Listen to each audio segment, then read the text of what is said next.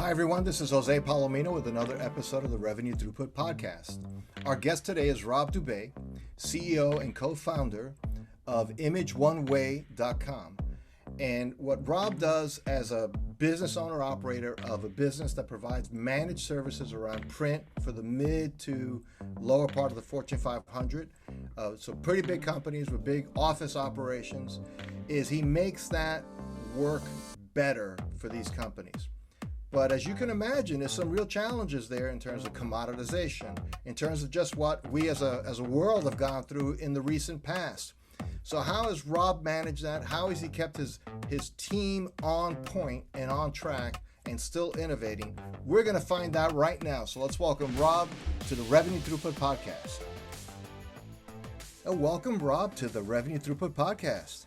Thank you for having me. I am so grateful, and I really enjoy your show, which makes it even more wonderful to be with you. Oh, that's great. That's great to hear. That's fantastic. No, I mean we're all about the owner operated business, the owner led business, and the challenges, and really nothing is as challenging for a lot of businesses because it all happened at the same time as like the last year and a half. It was just challenging.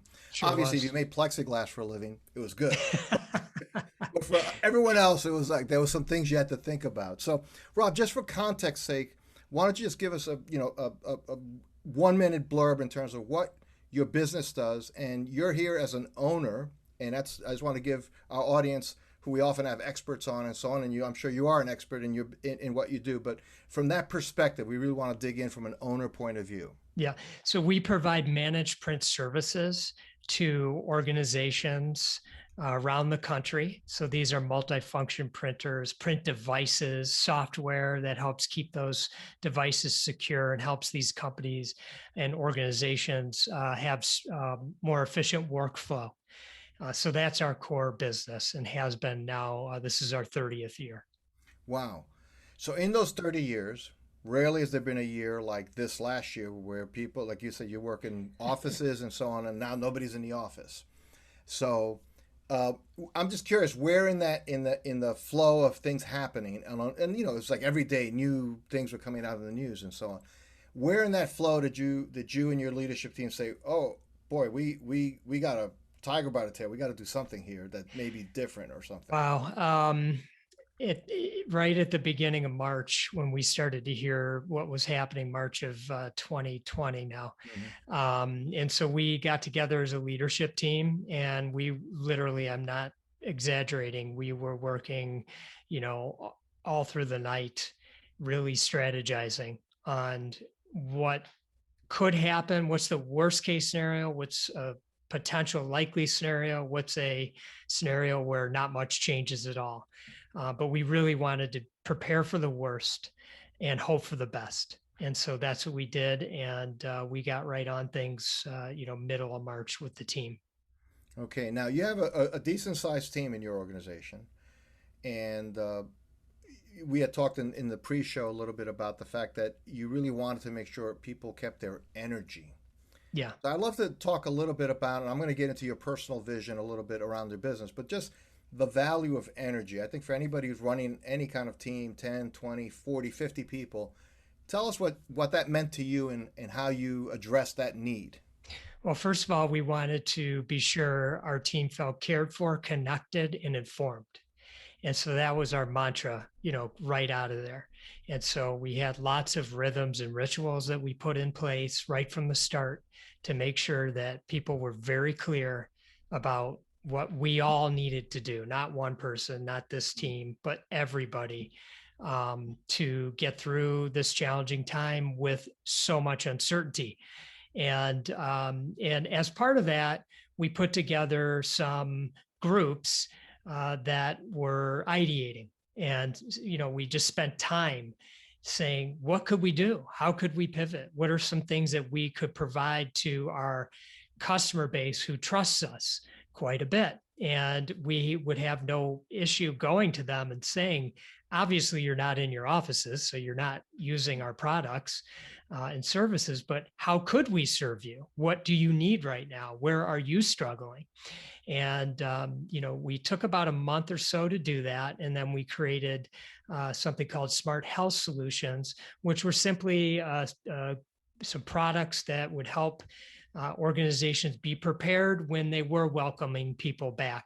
And some organizations were allowed to have people come back, maybe not the whole staff, but some number of staff, and they needed things now.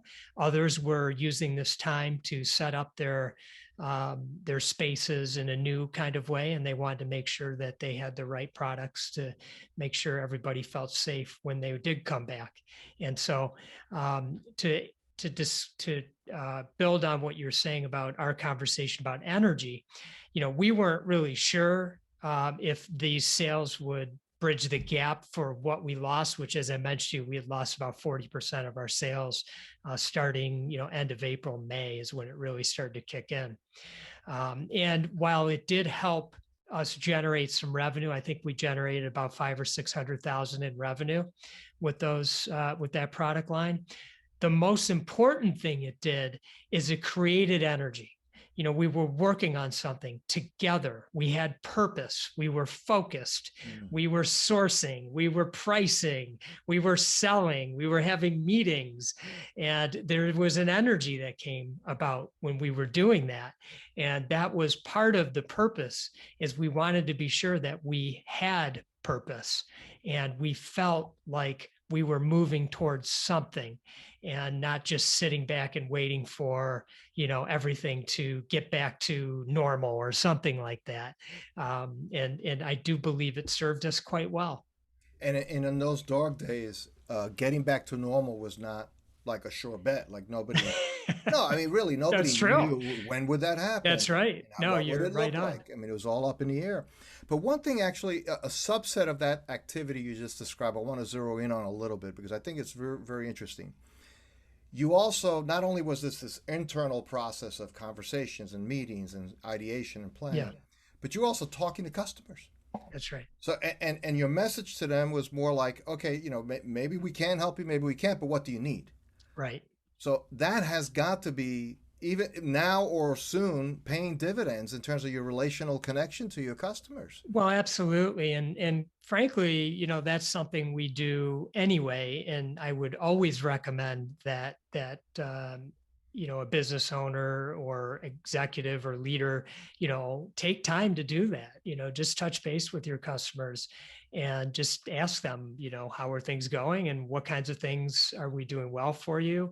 What aren't we doing well? And what do you see for the future? What are your needs? I always like to ask, if you could eliminate your worst vendor, but it's for a service that's critical for you and they provide, how would you want to, what would that look like for you? And then I just started thinking about, gee, I wonder if that's a new market for us potentially. Is that something we could enter into? Are other customers having those same challenges, or is it just this one? But you have those conversations and you see where they take you. So very important thing to do. And it does, as you say, it strengthens the trust that without question. Well, what's interesting about that too is, and by the way, you're right, everybody should do this. And I can tell you, as somebody who's been in the space working with owner-led businesses for, probably 15 years now, all too often when I present that, it's treated like a new idea. It's like, because they know that they kind of know the customer and they have somebody who's handling the customer, or they're too low in the organizational chain where they're dealing with like procurement type people and they never really escalated or got to a more important position. But those questions, especially in a crisis time where nobody's going to say to you, sorry, we got it all figured out. I mean, at that point, they're going to say, okay, let's have a conversation. Why not? Absolutely. What's the worst case that can happen? We can't be any worse than everything's on fire now anyway. So yeah, Jose, you hit that right on the nose. And that was exactly what was happening. I mean, people were very open to speaking. And frankly, I think they had some extra time to do it. You could get them on the phone or, Zoom and things like that. And so it was really a great time to be able to connect with people. Wow. Well, let me go back a little bit further back in time to kind of at the early stage of your business, right? Because I always love to hear this, like the entrepreneurial journey, right? So, is the business you have now the one you set out to do? And or did it take a, sometimes it's exactly what somebody set out to do, and sometimes it's, oh no, we used to do horse and buggies, but now we do rocket ships. I mean, so I'm just kind of curious your journey, like where you began to where you are now. How would you describe that? Well, many people relate to the early part of my journey because my best friend growing up and I started this business together. But before this business, we were selling blow pop lollipops out of our locker in ninth grade. And that was sort of what started, lit that flame for us. So while blow pop lollipops had a much better margin, we didn't keep that going. And when we were coming out of college, we were sort of investigating, gee, I wonder if we could like start a business. How amazing would that be? It would be a dream come true just to have a business. And we learned about these new things called laser printers. And these laser printers had these cartridges that went into them that were quite expensive. And someone had figured out a way that you could remanufacture them and sell them for half the price. So that's actually how we started our business. It turned out that was a horrible business for us. We were the product wasn't good. We didn't do a good job with it, but we stuck with it and we pivoted along the way and became what we do today. So while it's still kind of related, we still work with those kinds of products. It's a different business than what we set out to do. But I think that's not too uncommon. You start with one thing and it kind of, can veer a little bit off the path or very much off the path because you're listening to your clients, you're learning every second of the way, you're taking your bumps, and then you start to figure some things out. And probably along that journey, if your journey was anything like mine, as an entrepreneur, is there are people around you who are never meant to be entrepreneurs that view those bumps and those pivots as somehow, well, that's like failure. Then you got it wrong. Yeah, it doesn't work. And not realizing it's the rapid iteration through some of those ideas is how entrepreneurs figure out what works. It's like there's no eliminating it's like Thomas Edison. There's no eliminating the 9,999. Or hopefully it won't take that many iterations. Yeah. But there's no way of eliminating finding out some things that don't work to get to the ones that do. Yeah. Yeah. Well, let me ask you this: as you built your company, and you and your partner, and presumably you didn't start as big as you are now. You grew into this, right? Something that I talk to owners about a lot is just like values that are explicit, that are like you make a point of letting your people know when they join your team. This is what matters to us. This is how we roll, right? How purposeful have you been with that, or intentional, or in articulating that, or is it in some cases perfectly valid? It's just cultural, like people just pick it up. I'm just curious about the values that drive your business. Yeah, back to the journey. The first 10 years, not intentional at all. I mean, we were all over the place and didn't know who we were, why we existed. And one of those things, like you were mentioning before, talking about staying, resilient, taking your bumps, keep going, keep trying to figure some things out, being a lifelong learner, knowing the answer is out there somewhere, and it might just be just over that hill. And when you find it, it changes things. And once we learned the importance of having values and really integrating them into our culture where they are explicitly stated and we hired by them, we review by them, and sometimes you have to part ways because of them. So they have become the foundation to what we're all about at imageOne. Wow. So one of the things, so that's the people side of it, right? So clearly you want to have good people. You want to have people that can kind of flow the way you want it to flow in terms of how they deal with each other, how they deal with customers. Clearly that's, you're building your business. You're building that which, if you have to do the effort that it takes to run a business, you might as well have it be with people on the boat or on the ship, that pleasant cruise companions if you can, right? Yeah. So one thing that's interesting about your business is, as a layperson, meaning not in your industry specifically, I've been in technology most of my career. One person could say, well, wait a second, this is like printers and print services. That's pretty much a commodity, right? At some level. And after all, I can go to Staples and buy a printer. So what's the big deal? So tell me a little bit about how you created, because obviously you've created a prosperous, differentiated business. How did you take, and this is really relevant to a lot of our owners who are in categories that could feel that way. How did you take, or how did you create space in your markets so that your what you offered would stand out as something they go, yeah, I could go to Staples, but I wouldn't want to. I'd rather deal with these folks. Yeah. Well, and to your comment just a moment ago, it is commoditized, and it's saturated. So, the competition is fierce. It's around every corner. So, what differentiates us is our culture. And it's our job to, properly present that in a way where people feel the authenticity in our value proposition. And through that authenticity, hopefully we are building trust in those early days, those early, before they're doing business with you. Mm-hmm. And you do that partially off of your past successes. So, you have people who are willing to speak on your behalf. And I think that's very important. But also it has to come as an energy from the people. And you want to have those kinds of people with you along the way. And that does go back to the hiring process and how you integrate all these things into the business. And at the end of the day, we've realized that our purpose is really to deliver genuine care that consistently drives extraordinary energy, actions, and experiences to everyone every day, every time. And so when we have that in mind every single day, it really oozes from us.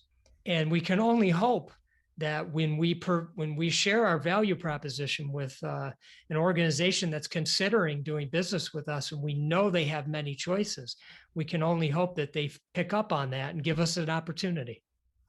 Wow. Well, it brings to mind another famous commodity example, right, which is Southwest Airlines. So here you have, I mean, it's, how many airlines are willing to take you from Cleveland to, to wherever, to Philadelphia? Lots of different airlines. I won't fly anywhere except for Southwest if they're going where I'm going, right? Uh-huh. So Herb Kelleher built that culture. It was all about culture, treating people a certain way, and the experience is different. It just is vastly different. So I imagine that's an area that you've doubled down on. It's really about the people. It's about, and you use the term. I think it's a fantastic term. It oozes out. Mm-hmm. And I've dealt with companies just in my personal and professional life where what oozes out is like not good, right? It's toxic, and you realize the person's really unhappy with their job, really unhappy with what they're doing. They're unhappy with me because it makes me do their job, that kind of thing. And why would I deal with that? And so yeah, so that's a huge opportunity there. Well, let me ask you this question then, Rob. As you look out at your customer base, and clearly office, non-office, hybrid office, all those things, what do you think are, and maybe this is not directly what you address, but just as you observe your customers, your clients, what do you see as their biggest challenges in the next couple of years? Like what do you think they have to figure out? Because maybe in that's the seed of something you can help them figure out. Yeah. I will let you know when I figure that out. That's a question that I'm not smart enough to answer. I'm somewhat smart enough to answer within the products and services that we provide. Sure. And within that space, I think there's a lot of confusion right now because it is so commodity based, and companies are always looking to save money, and that's very important to them. And at times that could come at the expense of a service offering. And at the outset, you want to be a hero by saving the company tens of thousands or hundreds of thousands of dollars. But in the long run, sometimes that doesn't pay off through the productivity loss and hassles that end up coming along with some of those savings. So it's confusing because companies in our industry are excellent at presenting themselves to check the boxes.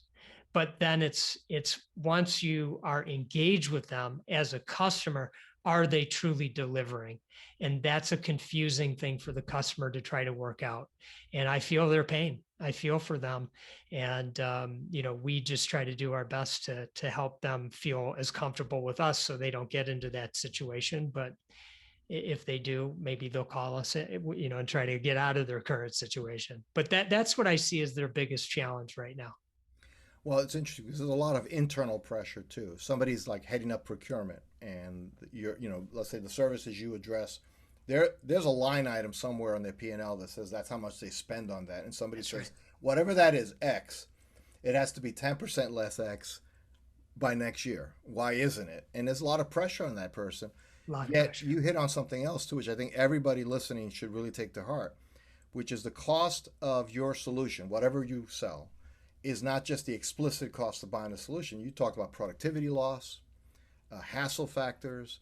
All those things actually have a cost to an organization. So, you have to, and I'm sure you do, you challenge prospects to look at your solution as more than just what you'd put in a proposal, but Right. all the other like softer costs, which aren't that soft because they actually get paid.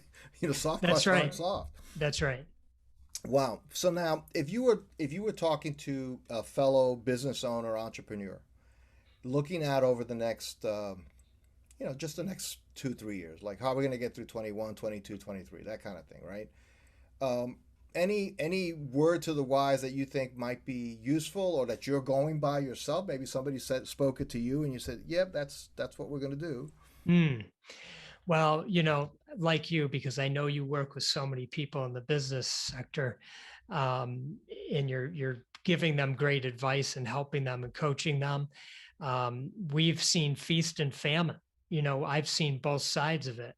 And so, the answer could be, so different depending on what sector you're in. Are on the those that have absolutely been doing unbelievable? They're so busy they can't even. I have people that peers in industries right now, and I'm sure you've seen as well. They actually feel guilty because they've seen companies like us that they know we are a good solid company, They feel a caring. little bit guilty. Yeah, right. Yeah, we're not that guilty, but a little bit, yeah. But they look at the companies who are going through this, major situation, and they're just absolutely killing it. So for them, the biggest concern is, you know, this isn't likely our new normal. So we may Right. actually see a reduction in upcoming years, and how can we prepare ourselves for that? For a company like us, we've been spending our time trying to figure out how can we take advantage of this time. How can we gain market share, Hmm. because maybe customers have a little bit more time reevaluate their situations, or maybe, and we've been working on acquisition activity. We're in the middle of due diligence and hope to close on one here in the next 4 weeks. And so we're looking at how can we pick up market share from companies where the stress was too great and the ownership isn't, up for a longer term situation here. They're ready to get out. And how can we make that a good situation for them and for us? So, those are kind of maybe two sides of how you might look at things, and I'm sure there's a lot of things in between. But ultimately, whatever business you're in, maybe just really opening your mind and really spending some creative time, some focus time around where's the opportunity here. Because whenever, if you've been in business long enough, there's, every 7 to 10 years, there's a disruption. This Sure. is obviously one we would have never imagined, but there's economic disruption or industry disruption, or something's going to happen. And so, use these times to think creatively and how you can really thrive in this moment and be able to look back and say, I used that time wisely. We're better, we're stronger, we're whatever your goals are because of it. Well, what's interesting about that is you have to have a certain amount of composure. Yeah, And when you've been through it long enough, then you've seen these ups and downs. It's not the first time, so you get a little bit more resilient that is there. true. I do think the booming companies you've addressed, the ones that feel a little bit guilty, they are concerned because some of them are actually gearing up and really heavy capex. Like if they're in manufacturing, they're buying a Yeah, $500,000 machine, and they're a little bit like, okay, but what if there's an ROI period for that, and what if things dry up? So it's an interesting thing. Like everybody in leadership has their stressors. They're different. But it seems like one of the key themes I'm hearing from you, Rob, and I really appreciate it. I hope our listeners do as well, is kind of keep your mind thinking about opportunities. Don't stop trying to be like commit a certain amount of time to really thinking about it. Like you can't just go plow forward and not pause somewhere along the line for a cup of coffee with somebody you trust and say, what do you think about this? I mean, it seems like a really wise thing to do. So that's very exciting. Well, Rob, first of all, just thank you for taking the time to be part of the Revenue Throughput podcast. Your company is imageOne.